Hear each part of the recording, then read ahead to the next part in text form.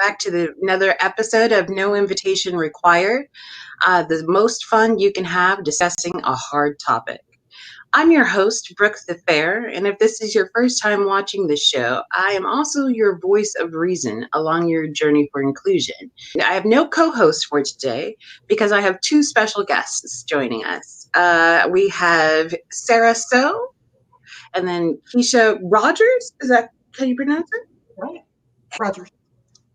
Rogers from the allyleague. Hello, welcome. Hi, thank you so much for having us. Thank you. So, I'll go right into a little bit about just kind of set the scene, a little bit about the show. So at the Bias Rehab, we believe that a bias is a preconceived notion, and we're rehabilitating people's preconceived notions.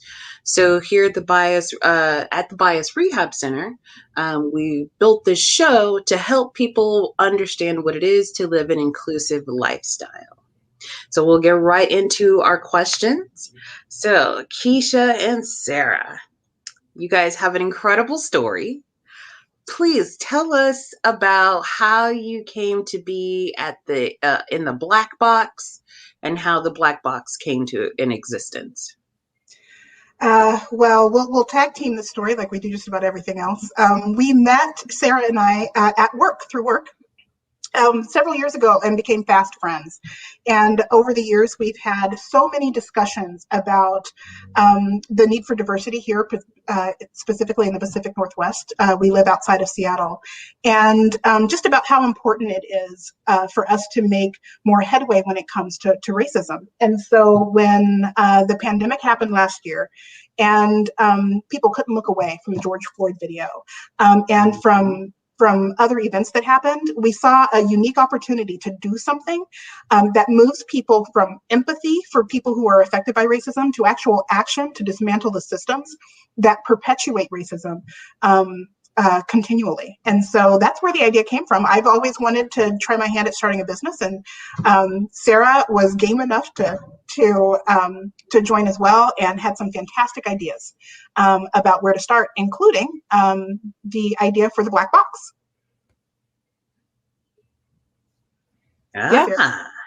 Excellent. And Sarah, take it away. Tell us about the black box. Yeah, so the black box is sitting on my desk. It's one version.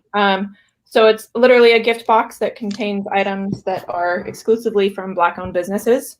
So we live in a capitalist society, obviously, which I wish we didn't sometimes, but money has power, right? So if we can get money into the Black community, we will be helping them in many ways, just like you would with any small business. But sorry, I'm having a hard time opening the box. That won't happen to customers, obviously. So inside this box, it's a very nice wrapping job, don't mind saying, and a note that explains what's in the box. But our goal was to expose people to products that they might not otherwise come across through small Black-owned businesses, and just move money from the white community or from non-Black communities into the Black community, because that's really what has power. Doesn't require any conversation or deep thought. It's just, if you want to help out, put your money where your mouth is and do something differently and enjoy these products. Keisha and I look for things that we ourselves enjoy, and we think anyone would like what's in the box. So that's really what it's about. Yeah, we also, if I could add one more thing, it's one of the things that is fantastic about this is that they're everyday products that people buy anyway. But what we find is that even I, as a Black woman, had not paid very much attention to where my money goes. And so this is an opportunity to say, hey, you know what? If I'm going to buy coffee, does it cost me any more from my life to buy coffee from a Black-owned coffee vendor? And just taking that idea forward, it's the little decisions that people make every single day that add up to big change, and we just want to do that in our way.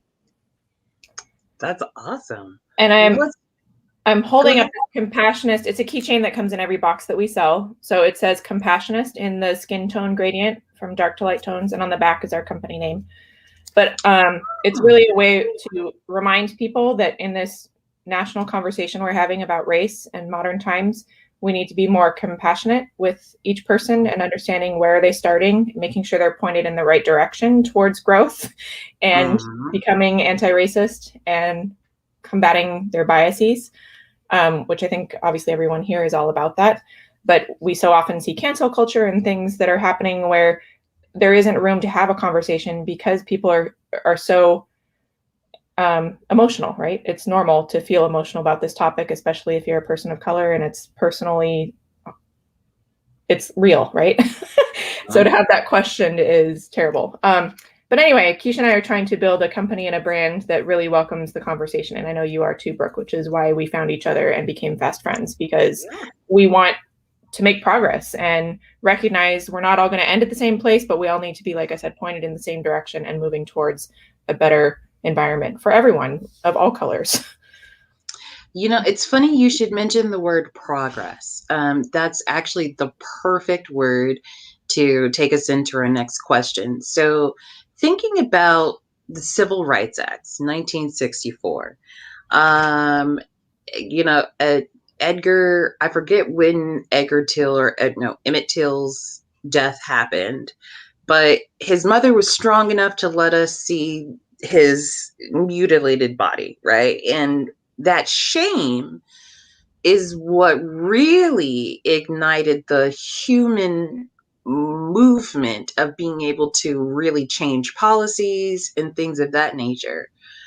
What have you guys seen, especially in the last 10 days? We've had 2 mass shootings. We know that they are not Black nor Asian. They are not minorities, at least from the outward. The gunmen are not minorities. So when gunmen are going into public places, opening up fire, what are your thoughts on how your box or your goods can kind of soak in, I guess, per se, to really make a change? What are some things that you guys put into, or thoughts that go into this product that would melt the minds and hearts of the people? That's such a good question. We talk about so frequently what it takes to open minds, or as is our case, we like to target people who are whose minds are a little bit open and just need to understand how they themselves can push the door further open. With the recent mass shootings, and I do believe it might have been a person of color in the last case. I think that Really? the news is still out. I think that there are reports that he's a Muslim American. Am I misreading that? Oh, I have no idea. Oh, I don't know. Just thinking like, that's a downer. Yeah. It is, and it's like, and our reactions to that speak volume. I mean, by and large, by outrageously, like exponential margins, they tend to be white male shooters. And getting to the question of opening minds as a result of this, what are the things that open minds? One of the things that I'm observing, I've got no statistics behind this, but one of the things I'm observing is that these things happen over and over and over and over again, and the shame doesn't work. So it's seeing, whether it's high school students or whether it's school students, whether it's people in the grocery store, in a movie theater, those sorts of things when it comes to gun violence aren't moving people enough to change the legislation. When it comes to hate crimes, when it comes to the overreach of police and the brutality against people of color, seeing it happen. Patrol. What's that? Here on this show, we call them slave patrol. Within the bias rehab, we're trying to normalize the words of slave patrol, so that when, instead of saying police, which we think will protect us, has a hint of protection. If we normalize slave patrol, then that would kind of help us to remember why so many Black and brown people are being shot and killed instead of attained. Right. Sorry, I didn't interrupt. No. It makes sense to me. It's distressing to me. And, it's that distress that I feel as a Black woman and as a parent of 2 Black boys. I feel an urgency that others don't feel. And one of the things that I'm hoping for, and that I know Sarah is hoping for as well, is that this different approach of providing a lane for people for whom, seeing the videos activates something. Seeing the news activates something, but they don't know what to do with it. Can we create a lane for people to learn enough to change their behaviors enough little by little, where it no longer takes witnessing someone's life snuffed out in front of them to actually take that action? Yeah. Sarah, can you tell us have you personally received any backlash in your personal life from joining and being a part of the blackbox? I mean, of the Ally League? It's interesting. I am a shy person by nature and an introvert, and it's been hard for me. I've always kept my work life separate from my personal life, and starting a business is personal. And I quit my job in the fall when my kids went back to school. I found that I could not have 3 kids doing online learning and be successful professionally. So I decided to quit my job, which is really what freed me up to do this work. And I'm passionate about it. And it's funny because I never would have felt comfortable doing this or predicted this for myself, but I'm just following my heart and putting myself out there in new and different ways. And I'm completely reinventing myself in the middle of a pandemic. And I have a diabetic son, and I'm kind of a hard ass about safety. And so we've been home for months. Even now, my kids are still at home, and what that means. And fun fact, or somewhat relevant, is my older kids moved into a different school district. So this is the pandemic year. It's the year that my kids changed schools, including my youngest. She moved. So I'm reinventing myself wholesale. And so the answer to your question is, I don't know if I'm hearing less from people because I'm seeing them less or because they're like, what are you doing? Or they're actively against what I'm doing. And I haven't gotten any shade from people where they're brave enough to give me shade, but there are certain people that have gotten quiet. And, I know who makes purchases from the business and I know who doesn't. And I'm trying not to interpret that or overanalyze it, which is one of my customs, is to be overly analytical and hard on myself and whatnot. So short answer is no, I have not gotten actual aggression or shade. It's just been a little bit of quietness from different corners of my life. And it's certainly something that I never talked about with my family, who is all white. I have a Filipino husband, but my family of origin is all white, and one of the privileges of being white is never talking about this stuff, especially in an area like the Northwest where you don't have to. So my brother, I haven't talked to him about it at all, but my parents and I have started to talk about it. But I'm sure at first they thought I had lost the reservation because I'm, politically liberal, and this just doesn't feel like it's relevant to us probably. But that's kind of the point, is that it is relevant to us.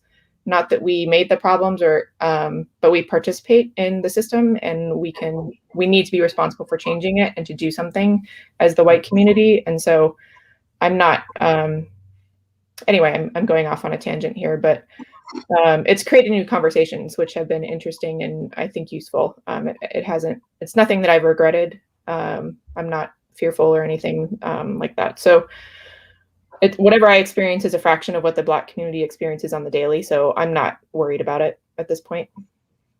Okay. Are there any plans to integrate the box with the given rise of, I didn't realize it was 150% increase in attacks. And so with the rise of anti-Asian, disparaging and racism, will you guys be integrating Asian manufacturers into the box? So we've been talking about that. And, up to this point, our focus has been on the Black community because the needs are so acute, and that from a systemic standpoint, the disadvantages are so steep. And so what we're discussing right now is what is the best way for us to be of service to anyone who's experiencing racism. We started the Black Box as a starting point. How can we move people from empathy to action? This is a first stop. And so we'll be evaluating the best way to do that. In the meantime, for me, it's donating to organizations that can help and really reaching out to all of my friends and acquaintances who I know are affected by this. just to check in on them in the meantime. So the short answer is we don't know yet, but we are evaluating the best ways to do that. I will add, though, that the tags in the box are from a Asian Canadian company, actually, and some friends of Sarah's family. So we do support from that standpoint. And one of the printers that we use for the materials and that come in the black boxes, one of them is also an Asian-owned company. So we try to keep it in the BIPOC family wherever we can, and we'll continue to evaluate to see how we can best be of service. Okay, that's awesome. You guys mentioned BIPOC. On a personal level, how do you guys feel about that acronym? Do you like being called BIPOC? Well, I've been called worse. Yeah, I won't answer that. Don't call me BIPOC. Okay. Oh my gosh. We have so many discussions, Sarah and I, usually in the car as we're going to pick up, we're kind of bubbled together. And so when we're going to pick up product or have a socially distant meetup with one of the entrepreneurs, we have lots of conversations. We haven't had the BIPOC conversation yet. And for me personally, even people saying BIPOC is a step in the right direction, because the way I grew up, people were afraid to describe me. It was, yeah, the lady over there in the headband, or the one that, like, if they were really getting extreme, she's kind of chubby, but they would never say the black lady, because saying the black lady seems bad. And so if someone does use the term BIPOC, my first assumption is either they're not quite sure I'm black, they know that I'm a person of color but aren't quite sure what variety, and so BIPOC seems a safe term to use. For others, maybe they just, that's what they're comfortable with. And for me personally, I don't find the term offensive, but I know that different people have different ways that they like to be addressed and referred to. And my aim is to meet people where they are, and address people, particularly people of color, in the way that makes them feel valued. Amen. Amen. Okay. Well, that's awesome.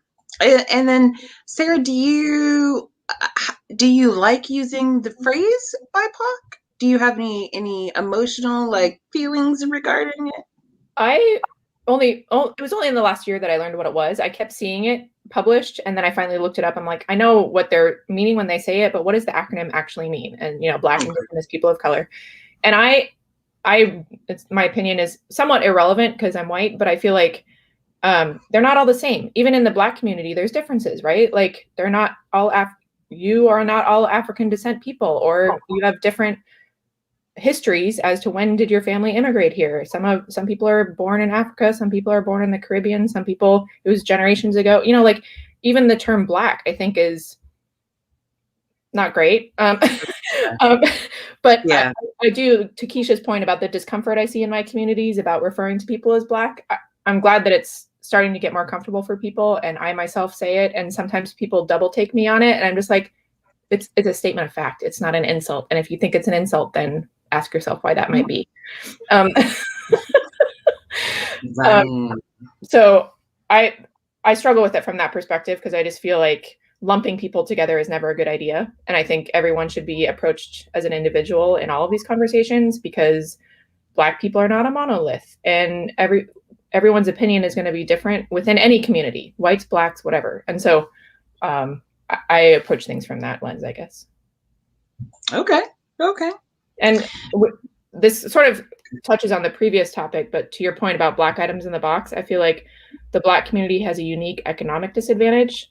And so in that sense, I'm glad that we're featuring Black businesses first. Other minority-owned businesses are also where we go next if we can't find an item that's Black-owned. But again, I think there's different histories in different communities. We have goals that haven't started, services that we haven't started doing yet. But when we're talking about developing mindsets and coaching people and education and things, I think those things apply to all people equally, from all skin tones, going back to the compassionist tag of everybody has something to learn in every community. So in that sense, we're not just trying to help the Black community, we're trying to help everybody. That's awesome. Yeah, that's great that you mentioned about the specific economic disadvantage of the Black community.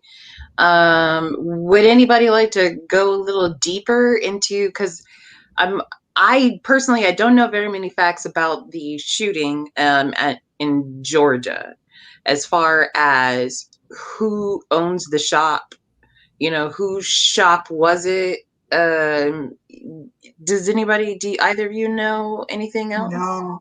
My That's a fascinating question. My thumbnail in the situation, and this is just me reading scattered headlines and things, so please don't take it as biblical fact, but I think he went to several salons, and six of the 8 victims were Asian, but he claims that his aggression was the result of his self-hatred related to sex addiction or things of that nature, and query if he was targeting Asian sex workers or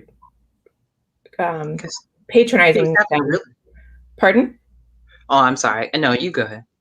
Yeah, I mean, I don't know what his actual behaviors were preceding the shootings, but obviously Asians were targeted on some level, and therefore it's racism, right? Because there was that intention behind who he was going after. They somebody said something about him having a fetish, and then I was just saying, yeah, well, he had a really bad day, Of course, that's what happens when you have a really bad day. I'm like, imagine that. I could have saved myself so many pints of Ben and Jerry's, because that's where I go when I have a bad day. I mean, not to make light of a horrible situation, but it's just an example of how words can make things worse. The story of that officer who made that comment, did you see his backstory? He was selling shirts about the coronavirus being Asian. I heard it, but I didn't see it. Did you see it? He was wearing it and bragging about the shirt he had just gotten, and I can't remember what it was, but of course it was a racist anti-Asian shirt related to the coronavirus. So he, the white officer overseeing the situation, had that background. So we have a lot of work to do, ladies. Yeah. A lot to do. A lot. Well, with the Asian perspective, I guess, Black Lives Matters, they've collected, I think someone said $52 million. And I see fundraisers happening for Asians, for Stop the Asian Hate. Just playing devil's advocate, it's a little bit gossipy. Do you think they're going to raise as much? Do you think the Asians are going to raise as much money? Do they need donations? So my perspective is they need donations. And it's because there's not an infrastructure of how to combat anti-Asian racism in the U.S. the same way. I mean, the anti-Black racism has been happening for 450 years. And so there is, unfortunately, some infrastructure for fighting this. Not very effective infrastructure, because we are still fighting it, but it's there. Black Lives Matter exists. There is the NAACP. There are all of these networks that have that provide a foundation to work from, and that kind of foundation, at least from what I'm reading about, doesn't yet exist for the Asian community. And it's sad that we need to keep building them for every new for every new target of hate here in this country. And that's my guess is in the North. Well, I'm sure that in the Northwest we see more of it than you do in Texas. And even before the salon shootings, there was an elderly Asian woman in Seattle who, and actually there's 2 stories I know of. One is an elderly Asian woman in Seattle who was literally just like beaten for no reason, pedestrian down in the International District, beaten. And then there was another local high school teacher who teaches at my former high school in Bothell, who was also beaten and assaulted. And these are just like random hate crimes. And so those are in the news here with local GoFundMes and outreach and things. And I think it might just happen more here because the Asian community is stronger on the Pacific Rim. And so there's more opportunities for that stuff to go down. But it's happening even before this Atlanta shooting. And I'm going to a conference tomorrow, actually, that our former Washington governor, Gary Locke, is of Asian descent, and he's speaking at a rally. And there have been regular rallies in the Seattle area. So it's real. It's a different flavor, which I know I need to think of a better way to say it. But again, the personal history of all of these populations is different, right? Even within the Asian community, like being from Taiwan is different from being from China and Hong Kong and the Philippines. And, they get unfair, right?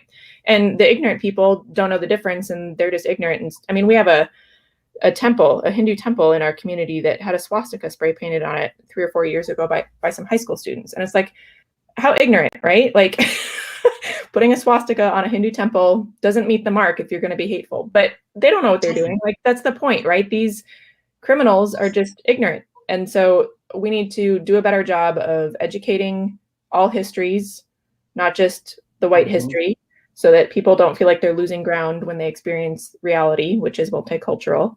So educate on a multicultural platform so that when they experience multicultural reality, it's not scary and threatening and triggering, all the stuff that happens. And, people just aren't experiencing the real world properly. Yeah. True story. I can't not do it.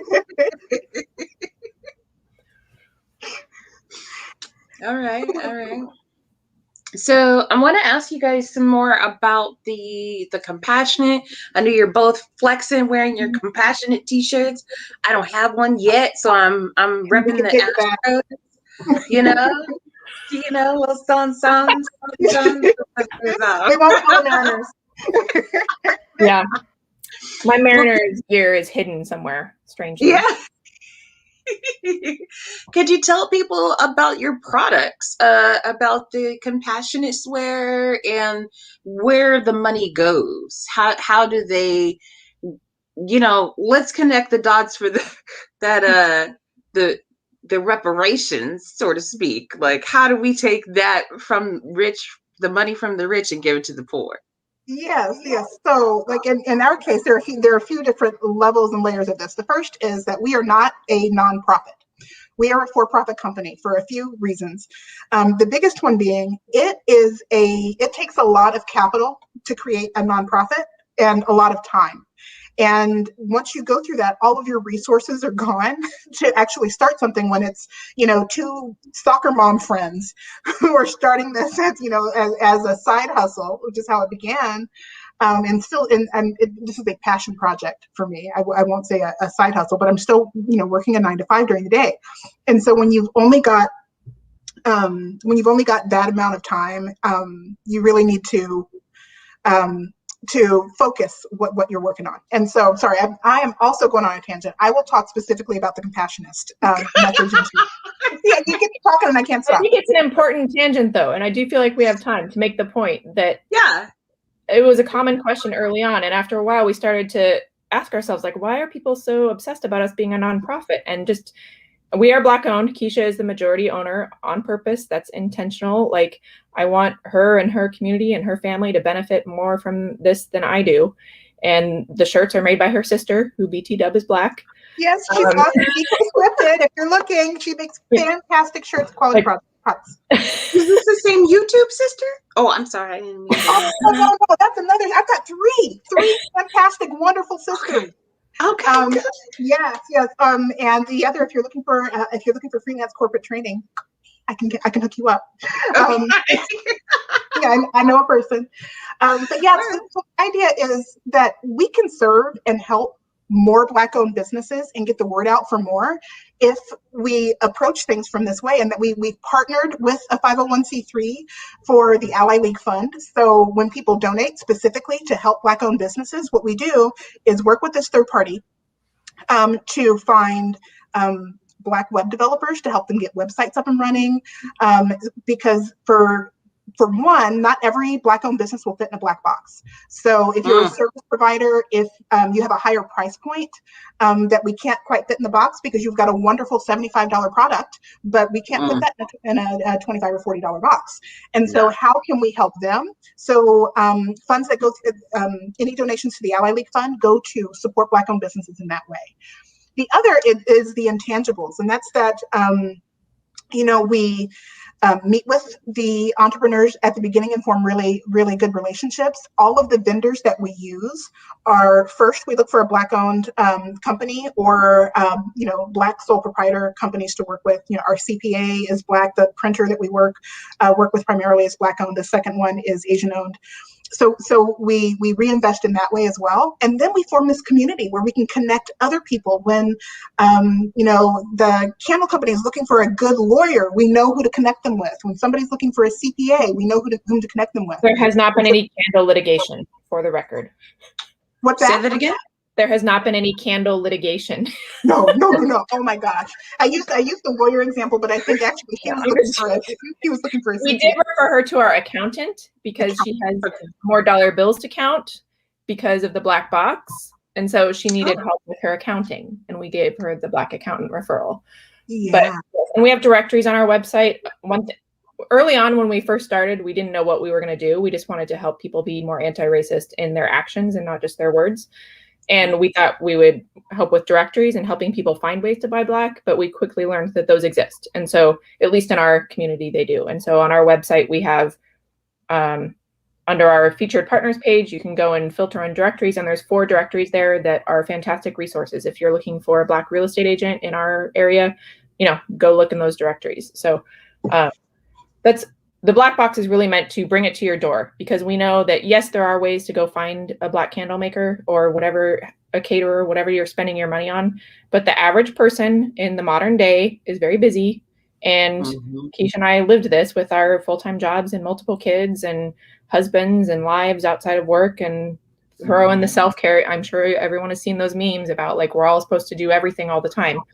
And so we're trying to spoon feed it to people who we know are interested in helping, but are busy. So that's really what the black boxes are about. But our company culture, and really this is funny because the question was about the Compassionist t-shirt. Oh yeah. But we promise if you do business with us, you are helping the Black community financially, right? Because we are Black owned, and every dollar we spend goes into the Black community. The Compassionist thing I think we've touched on, but Keisha, one of her values was always, she just wanted more compassion in this conversation. And it sort of was a light bulb moment for me about, we need to make more Compassionists, a noun, you're a Compassionist. And I Googled it, and sure enough, it was put into the Urban Dictionary in 2010. So we did not invent the term, but we are certainly trying to bring it to people's top of mind consciousness. Again, with this being a keychain, I have it on my keys, obviously. You can put it on your bag, put it in your office. Just daily awareness that chill out, take a breath, realize that everyone is coming at this from a different background, and be more compassionate and listen. A big part of how I got to be where I am is through listening. And I still scratch my head sometimes about how do I organically make Black friends in a community that has hardly any Black people. And I think the answer, and talking to them about why do you even like me? Because most people don't. I'm just kidding. But the answer, I think, is often my willingness to listen and believe. I think is a huge part of it. Is if someone tells you something, believe them. Don't gaslight and try to reinvent their reality. Listen to people, believe people, and then move on together with some progress. I would also add that I could spend another 30 minutes extolling Sarah's virtues, but one of them is also she is real. She asks real questions, she gives real answers, and you never have to wonder about whether she's couching something in there's an earnestness there that I'm really hoping to I don't want to clone Sarah because there can be only one, but if we can replicate that those experiences, the kinds of experiences that have made her such a great advocate, and that's been my experience. as her friend, and I hope I'm not embarrassing you, Sarah, but it was one of the first things. Like, we met in a work context in classes that had nothing to do with equity, diversity, or inclusion. And I'm the only Black person there, at least I think. I can't remember any others in that particular program that we were in. There was a facilities gentleman there. I won't name his name because it's. Oh, that's right. But you're right. There are few and far between. Very few. Very few. But it's one of the things that I have seen her do on multiple occasions is ask, has anybody talked to that person?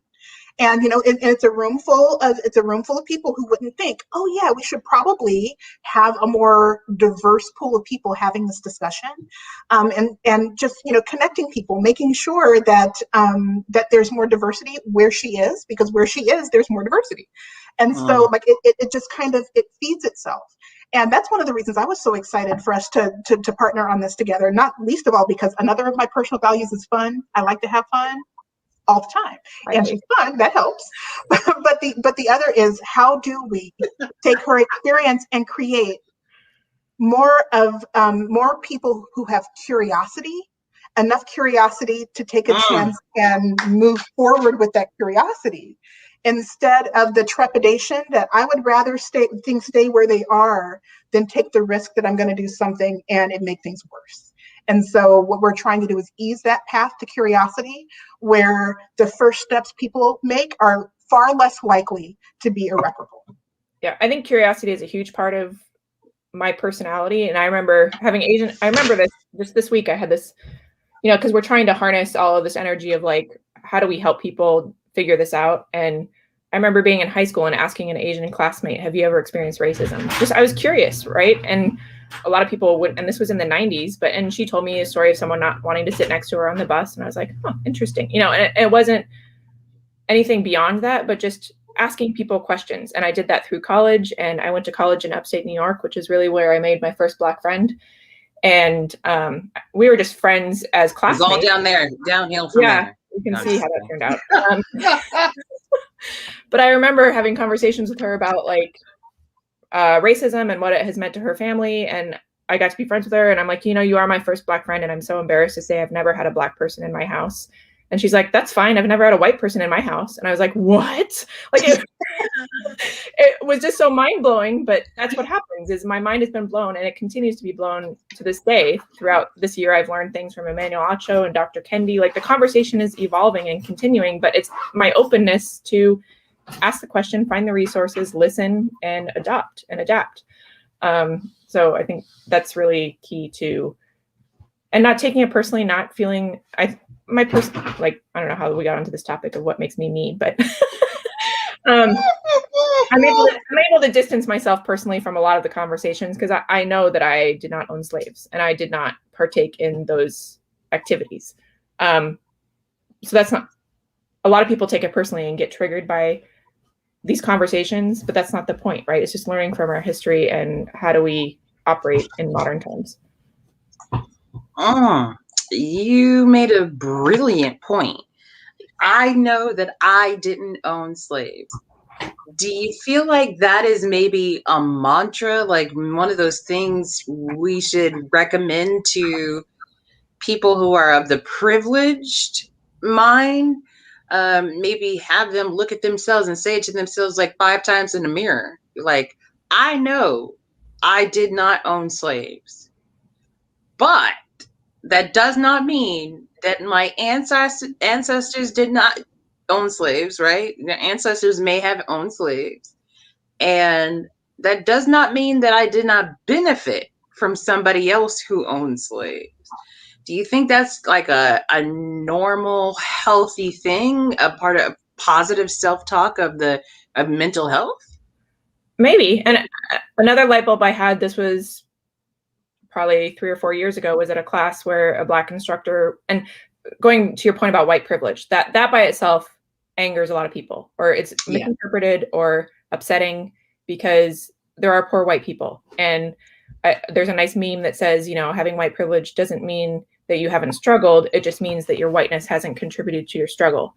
But one light bulb I had at a class, the Black instructor was saying, for Black families, they don't get to choose whether or not to talk about race to their children because it's a matter of safety when they exit their house. For white people, like I said No earlier, matter how much money they have. right. Sorry. And for white people, you get to choose whether or not to have that conversation, or you may just, like my family growing up, never had a reason, and so it just didn't happen. It wasn't a conscious decision, like, we're not going to talk about that, it's forbidden. It was just no need, didn't happen. And that's a privilege of sorts, right? So I never had to confront that as a kid.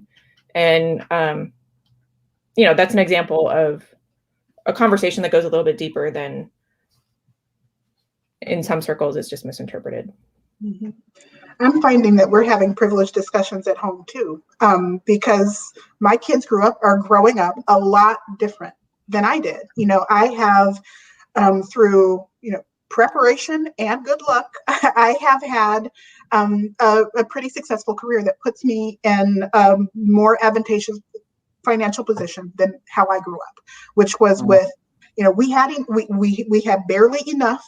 And if we ever had more than enough, we shared it with everybody else because very few people around us had enough. And I really feel strongly, based on what I'm seeing through this, that my children need to understand that while we are teaching them how they need to move about the world to be safe because of their skin color, that our jobs provide financial privilege that other people don't have. And you need to recognize that when you are walking through life, that there are advantages that you have that other people don't have. And I think if there were more of that mentality, not as a mark against it's congratulations, you were born on first base instead of home plate. Let me tell you the responsibility that comes with being a little bit further ahead. And I think if more people approached it from that mindset, instead of the what's taken away from me because I don't get the other, because I wasn't born on third, is like, that's also something I really have a hard time reconciling.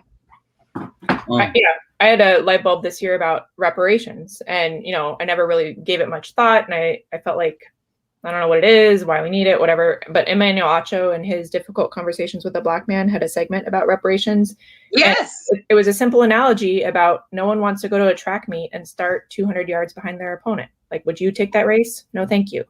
And that's essentially what happened with emancipation. Yeah, slaves were freed on paper, but in reality, they were not treated fairly. They were not given anything. And there's the range of, some of them experienced continuing trauma and were still beaten and killed and lynched. And, all these things continued to happen. And obviously some of them have succeeded. We've got examples of successful Black people, but as a population, they have continued to struggle to this day because of those generational traumas and their history. And that has a modern day consequence. And that's really what we're trying to do with Buying Black, and helping close that gap so that we can all be on even footing and move on. And, everyone's tired of talking about it, most of all Black people. But to get over it, we have to be anti-racist, right?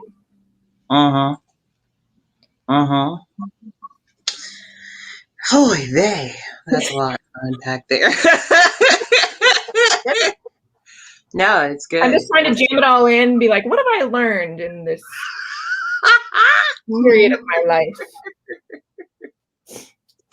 In this year of introspection. Oh my goodness. Well, do you guys want to talk about more of your future plans? I know you mentioned some other things, some details, Sarah. You mentioned some details coming up and plans for the future. And I know you guys had like a powwow, like strategy session about like what y'all gonna do for the future. Oh, those are happening daily. Okay. For Keisha, what she wants to say about that. Keisha, well, so I am notoriously, I play things close to so I live my life out loud, as you can probably tell by my eyewear and my lips. Like I don't shy away from sharing in a lot of ways, but when I hate to put something out there that's half baked. I will say this. This is what we're working on next. It is something that can actually guide people every day through the process of changing your behaviors to dismantle the system. So, we've seen a lot of things out there that are focused on, really effective challenges. How, if you can dedicate 21 days, here are the changes that you can make. If you can give us, an hour and a half this one time will teach you what to do. But it's the small changes. The system has many different inputs and outputs and all sorts of things that are constructed in a way that no matter how much you try, it's going to force you back into a certain way of being. So how do we get enough critical mass for people to actually have the aha moment where they see, oh, this thing that I'm doing every day that doesn't have much of a consequence for me reaffirms the system. And so the idea is, what can we create to help move people, when they think, I really want to help, can we send a reminder? Can we help coach? Can we provide some guidance along the way that people can access at any time, not just in a 21-day challenge or not just in a really cool class they had at work or this one book club. How can we do more of that and integrate it into the little things? So that's awesome. Thing. And so, Sarah, do you want to talk about Black Box for Business too? Yes. So when we launched the Black Box, we were fortunate enough, well, this doesn't matter. We got a news spot, which is on our website. So there's a little news segment.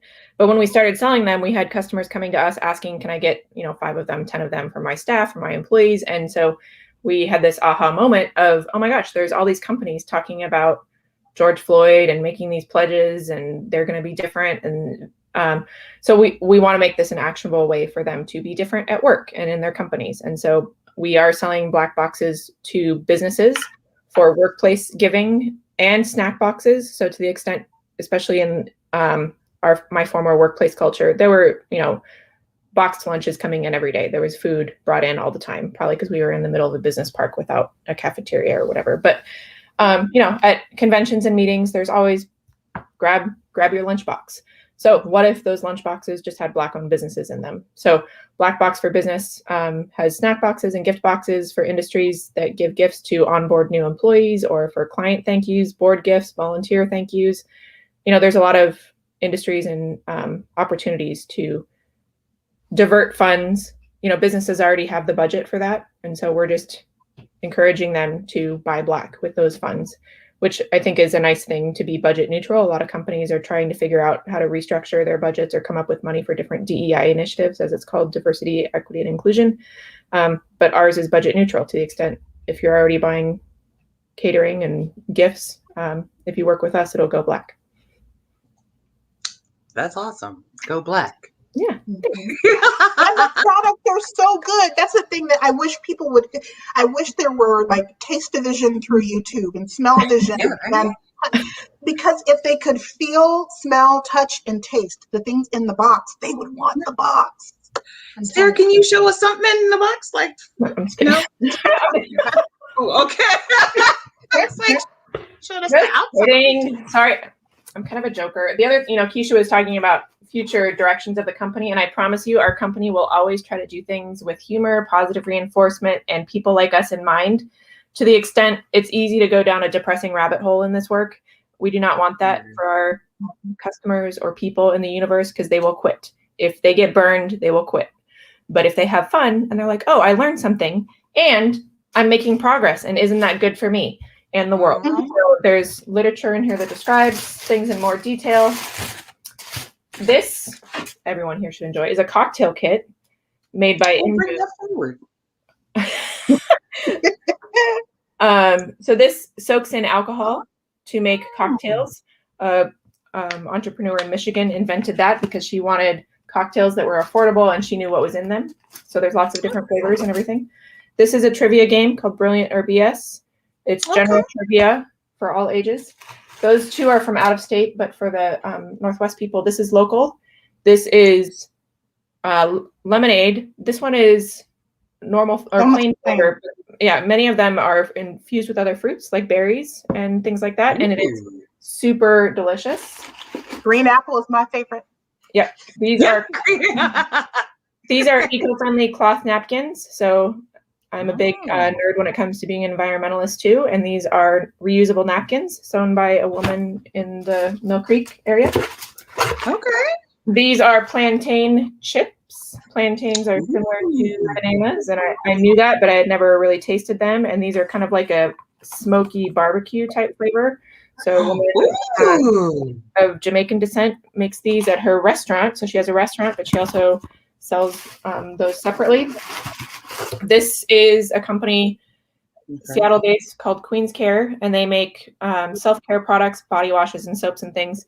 But the cool thing about their company, it's a Black woman that started it, and she has an internship program for young Black girls and a coaching and a mentorship program, and is really trying to teach them to become entrepreneurs and about business, and they can sell the products and do spa parties and things like that, so they can actually be a representative and open their own Queen's Care account, so to speak, but also the internships. This is like a franchise? Well, I think she's working locally in the Seattle area. I don't know. They just opened a second store, so they have 2 brick and mortars now. So she is going gangbusters.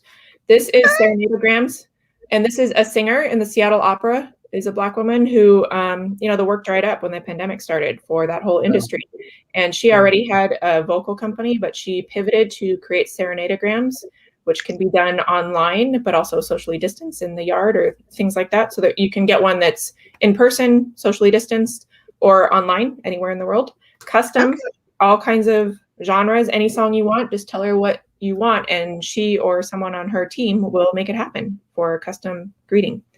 So, and a little sticker.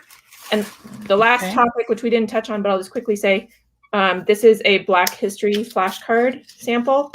So on our website, you can buy Urban Intellectuals Black History flashcards.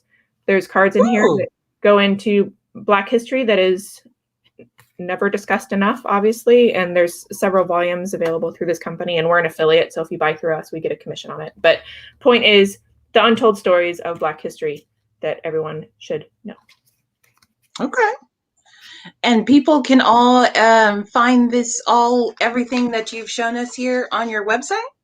Yes. Yep. So I just went through the spring box, which is our second edition. We're releasing a new one every quarter. So we started with the winter. And another value we have as a company is to always keep things for sale, because if you missed a box, we still want you to have an opportunity to buy it. Or if you just prefer the items in the winter box, great, we're still selling it, because we want to continue to bring customers to those businesses. So we have 2 versions right now, the winter and the spring, and there's large and small versions at different price points. So that's how it works. We have Compassionist gear, the keychains and the t-shirts. And if you follow us, sign up for our email list, or follow us on social media, then you'll see new things as they are released. Okay. Where can people follow you on social media? Instagram and Facebook and LinkedIn, if you're in the business lane. Okay. I know we're connected through LinkedIn too. And then we're colleagues. We're colleagues. Yeah. Oh, well, we're just about coming up to our time. Is there any parting words, any like words of wisdom, any warnings that you have for people to, honestly just be better? What kind of words do you have to leave the people? I have words. Yeah. And they're this. My biggest fear when it comes to this work is that the advances, small though they are, that have been made in the last year have been made because people can't look away. White people can't look away because we've got no place to go. We're vaccinating more and more people every day, which is the right thing to do. But what my fear is that when people get back to the carpool lane, and they get back to the wineries being open, and they get back to being able to have game night again, and all of these things that we all crave and get back to, what I'm afraid is that racism will go to the back of their minds, and they won't take the actions that are necessary to make this change. Black people are constantly and consistently working on this, and it's been so nice to have partnership. I don't want that partnership to go away. And what do I know that you mentioned in the box or on your webpage it says allies, but in the conversation you mentioned being an advocate. What would you say being an advocate, how is that different, and how is that something you can still do when you're busy? So even though I am a lover of words, I think that the semantic differences between allyship advocacy, being an accomplished, all of those things, any one of those things is good, and there is a progression. I think when we get too hung up on the explicit definitions of these things, not as a practitioner of diversity, equity, and inclusion, I get and understand that there's a need for a lexicon that makes sense there. But we can prohibit people or inhibit people from taking the steps necessary to move forward if we require a very deep understanding of the difference between of where things are along the continuum. If the word ally entices someone to take some action, I wouldn't say, well, you know what, that's really advocacy, and then have them say, oh, I didn't realize that there were rules, I'm going to hang back. I think that there is a progression. Advocacy is further along on the progression, but I'm happy if anybody who's not doing anything starts doing something and calls it Bozo the Clown. I don't care what they call it. Just act. I like Bozo the Clown. Yeah, and I agree that it's funny that I'm now making a profession out of doing this, or a full-time job, because my greatest wish is that this were easier for people to understand in everyday life, and that you didn't have to make a career out of it. In some respects, Black people are burdened by it in the sense that they're the local experts, and so they don't get to choose whether or not to do this. White people get to choose, and if I were to guess or to choose, I would I don't want to do this full time, but now I can see that I need to, because the need is so great. So I want to make it easier for people, and that's one of our values that I've sort of already said, is making it, easy to grab a gift box knowing that everything is Black owned.